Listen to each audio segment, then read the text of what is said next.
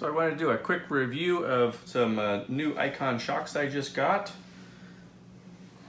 These original dot shocks, they weren't original to the bike. They were put on sometime in the last 50 years or so.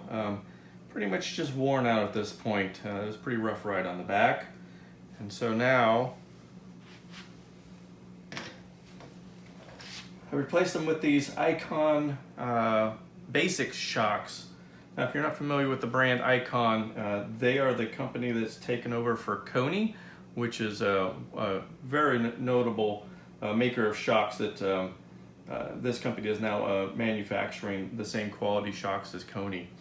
This is their basic line and less expensive than their much more adjustable product. I'm a pretty basic person, so this is going to work just fine.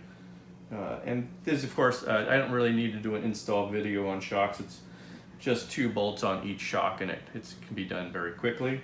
I will say with this pair that I got, the bushings that fit for the upper and lower parts of the shock were the wrong size initially. And the dealer that I went through, and I'll post a link to them, immediately mailed me out the correct bushings. And that's the kind of customer service you really kind of want. He sent them out actually the night that I emailed him, and I got them within a couple days. So back the shocks went on, and then we were able to go and take them for a bit of a ride. Well, I finally got a chance to get out and test out these new Ikon shocks. And obviously comparing them to a pair of dots that are of untold age, probably at least 30 years or more, they are quite the blessing now. The whole rear end now feels completely planted. But what it does on these old bikes is just help expose all the other areas that still need some work. So now the front end's probably going to need some adjustment. Probably make sure I've got the right oil in the front. Of course, you could always use a rebuild too. And of course, I've got to address the iso-elastics.